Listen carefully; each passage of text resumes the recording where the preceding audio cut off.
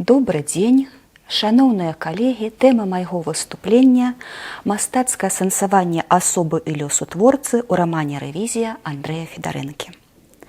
У беларускім рамане на мяжы стагоддзяў вядуцца актыўныя творчыя пошукі, скіраваныя ў тым ліку на выяўленне эстэтычных мажлівасцяў апавядальнай стратэгіі.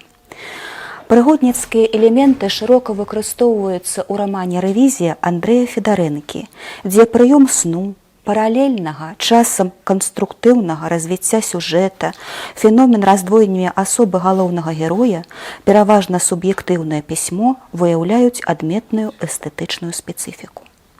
Праз светасузірання галоўнага героя Алеся Трухана у агульных рысах паказваецца грамадская атмасфера канца 80-х гадоў, супастаўляецца з 1920 годам, дзе галоўнай асобай выступае той жа самы герой з крыху змененым прозвішчам Трухановіч. Даследчыкі неаднаразова звярталі ўвагу на аўтабіяграфічны характар твора, звязвалі творчую рэвізію, якую вядзе пісьменнік, найперш з дзейнасцю літаратурнага аб'яднання тутэйшае. Лада Віктараўна Алейнік пераканальна фармулюе прычыну, якая абумовіла зварот мастака слова да рэвізіі як сэнса ўтваральнага прыёма. Адсутнасць адэкватных ацэнак творчага плёну ў крытыцы, неразуменне або нежаданне разумець не творчыя імпульсы, ні прынцыпы, якімі кіруецца мастак, ні яго жыццёвую пазіцыю. Як слушна працягвае даследчыца, часовая слабасць літаратурнай крытыкі абумовіла актывізацыю прозу пра мастака слова і яго ролю ў грамадстве. Якая і ўзяла на сябе выкананне крытычна-ацэначных функцый. Нельга не пагадзіцца, што ў вобразе аднаго з герояў рамана Анатоля Ведрыча выразна бачыцца Анатоль Сыс. Іншыя персанажы увасабляюць калі не рэалістычныя фігуры, то вельмі характэрных, тыповых прадстаўнікоў свайго часу. Характарызуючы адметнасць творчай манеры Андрэя Федарэнкі на прыкладзе яго аповесцяў, літаратуразнаўцы невыпадкова бачаць цэнтральнай праблемай твораў пісьменніка выпрабавання героя ці грамадства. Так, паводзіны герояў атрымліваюць этычную ацэнку і з боку аўтара, і з боку чытача. Думаецца, і для рамана «Рэвізія» у цэлым будзем слушным наступнае азначэнне пісьменніцкага стылю. Аўтар як бы вырывае тую ці іншую падзею з прынцыпова адкрытага гістарычнага працэсу станаўлення свету, пераводзячы яе ў пачуццёва-духоўную прастору цыклічнага часу з яго псіхалагічна-рэфлексійнымі прыёмамі ўспаміну, падання і маральнага павучання. Грамадская атмасфера аўтарскай сучаснасці перадаецца праз асобныя характарыстыкі літаратурнага працэсу. У прыватнасці акцэнтуецца ўвага на свабодзе творчага волевыяўлення. Канфлікт старэйшага і малодшага пісьменніцкага пакаленняў вынікае з-за рознасці поглядаў на выбар мастацкай тэмы, неаднолькавага стаўлення да ўвасаблення нацыянальнага характару. Адзін з лідараў маладога пісьменніцкага руху, паэт Анатоль Ведрыч, папракае старэйшых калег за схільнасць пісаць палотны, эпапеі, пенталогіі у абыякавасці да любой творчасці, акрамя сваёй уласнай. Герой рашуча пярэчыць імкненню кіраваць літаратурным працэсам, хоць яго крытыка адрасавана не столькі канкрэтным асобам, колькі тагачаснаму грамадскаму ладу. Заінтрыгаваны яркай, неардынарнай асобай Ведрыча, як і ўсёй няпростай літаратурнай атмасферай, студэнт Алесь Трухан, які вызначаецца творчымі здольнасцямі. Гэты герой якасна вылучаецца сярод іншых, перш за ўсё, сваім непадабенствам. Раманная сітуацыя ў творы пабудавана такім чынам, што ўсе астатнія персанажы адцяняюць нейкія адметныя рысы Алеся.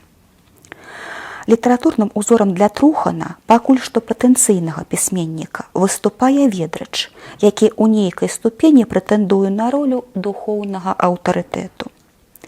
Іранічны і насмешлівы ў сваіх штодзённых паводзінах, Ведрыч па-шчыраму сур'ёзна ў перакананні што слова трэба любіць, ашчаджаць, бо яно крыўды не даруе. Ён упэўнена сцвярджае, што мову губіць зусім не народ, які нібыта не хоча на ёй размаўляць, нават не чыноўнікі, а гэтыя ўсіх масцей трубадуры з пісьменніцкімі кніжачкамі ў кішэнях, для якіх мастацтва хутчэй арыфметыка. Невыпадкова менавіта Ведрычу Алесь дае чытаць рукапіс свайго празаічнага твора, хоць паўнавартаснага літаратурнага настаўніцтва не атрымліваецца па незалежных ад герояў прычынах. Паміж Алесем і Ведрычым адбываецца, як пазней разумее чытач, уяўны дыялог абмеркавання твора. Гэта, па сутнасці, самарэфлексія Трухана, які ўсведамляе вартасці і недахопы уласнага мастацкага палатна пра сябе самога ў 1920 годзе. Невыпадковым з'яўляецца тое, што гэты твор маладога аўтара не скончаны, і па збегу сацыяльных акалічнасцяў імкнецца ўплываць на яго далейшы сюжэтны ход, дарадзіць штосьці ў мастацкіх адносінах якраз не пісьменнік, а нехта Іван Паўлавіч, які і становіцца першым чытачом Алеся Трухана. Алесь, як пісьменнік, па-свойму непрадузяты, імкнецца быць верным уласнай задуме. Сюжэтным ходам свайго твора пра сябе ў мінулым ён рашуча абвяргае чытацкія чаканні Івана Паўлавіча. У мастацкім творам не заўсёды будзе цікава, што далей. А ў вас, выбачайце, яшчэ да канца не дачытаўшы, ужо бачыў, што скончыцца арыштам і, хутчэй за ўсё, расстрэлам галоўнага героя. Іван Паўлавіч абгрунтоўвае гэта проста тым, што нельга такога чалавека на свабодзе трымаць, чым і выяўляе спецыфіку ідэалагічнага светаразумення, носьбіты якога нямала заяўлялі свае правы на літаратуру ў розныя часы. Іван Паўлавіч і Анатоль Ведрыч паказаны маральнымі апанентамі, канфлікт якіх развіваецца апасродкавана і выяўляецца ў спаборніцтве за ўплыў на лад мыслення найперш творчай асобы, а праз яе і грамадства. У гэтым супрацьстаянні яркім прадстаўнікам пісьменніцтва зусім няпроста змагацца за поспех, што і паказвае пераканаўча Андрэй Федарэнка. Як слушна заўважае Лада Віктараўна Алейнік, супярэчнасці, якія сышліся ў вобразе Анатоля Ведрыча, бунтарства, так званая актыўная грамадзянская пазіцыя, талент, імпульсіўнасць, спецыфічная безадказнасць, якую дэманструе эпізод з дзіўным абрабаваннем, з'яўляецца нічым іншым, як перадумовамі чалавечага і мастакоўскага крызісу героя. Гэта, думаецца, можна разумець і ў шырокім значэнні, як агульныя характарыстыкі шмат якіх пісьменнікаў з выбранага часу.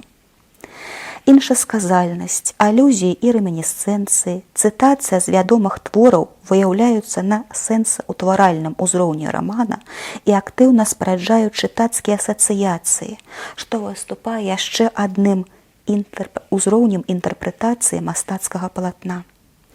Галоўны герой, прататыпам якога выступае сам аўтар, не проста дэманструе свае літаратурныя густы. У прыватнасці асэнсавана чытае вядомы раман «Ідыёт», што з'яўляецца мастацкім узорам для многіх майстроў слова.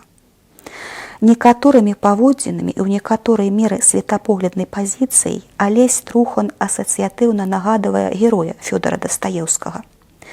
Гэта ўражанне ўзмацняецца і відавочным кантрастам Трухана з Церашковым, якога не будзе перабольшвання назваць эгаістам, прыстасаванцам, што знаходзіць мажлівасць найлепшым чынам пакарыстацца і жыццёвымі выгодамі і, па вялікім рахунку, самімі людзьмі.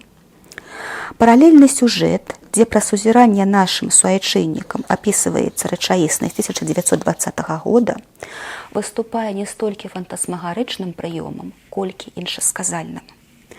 Трухан, які вызначаецца добрай начытанасцю і шукае сваёй тэмы ў літаратуры, паглыблена асэнсоўвае вопыт шматлікіх аўтараў папярэднікаў. Гэта, як даводзіць Андрэй Федарэнка, насамрэч складаны і пакутлівы псіхалагічны працэс, які можа закранаць і падсвядомы ўзровень праніклівай творчай асобы. Трухан Труханович уяўляе сябе на месцы героя вясковай прозы, папулярнага ў беларускай літаратуры, умоўна мадэлюе сітуацыі, якія маглі з ім здарыцца пад уплывам грамадскіх фактараў часу. Лёс Трухановича не абмінае першыя сусветныя грамадзянскія войны. Пасля вяртання ў родную вёску яму не даюць спакою актыўныя прыхільнікі бальшавіцкага ладу, сярод якіх і родны брат Міканор з невыпадковым імем мележаўскага героя. Паплечнік апошняга Янка Калашонак і паходкамі, і паводзінамі апярэджвае да болю знаёмы вобраз шолахаўскага марачка 25-тысячніка толькі ў беларускай абгорцы. Андрэй Федарэнка выяўляе свае прыярытэты ў літаратуры метадам ад супрацьлеглага, у прыватнасці праз вычарпальныя характарыстыкі апошняму герою тыпу. У аднолькавай вопратцы, з аднолькавай лексікай, з дурной сваёй энергіяй, з палкай, бесталковай адвагаю, з нігілістычным наплявацельствам на ўсё і ўсіх, са сваёй разбуральнай, цёмнай жорсткасцю. Мастакоўская мэта Трухана Трухановича у цэлым традыцыйная для айчыннага прыгожага пісьменства – апісаць вёску сваю, літаральна кожную хату. Адна пры гэтым відавочна, што прыярытэт будзе аддадзены нацыянальна адметнаму індывідуальнаму характару.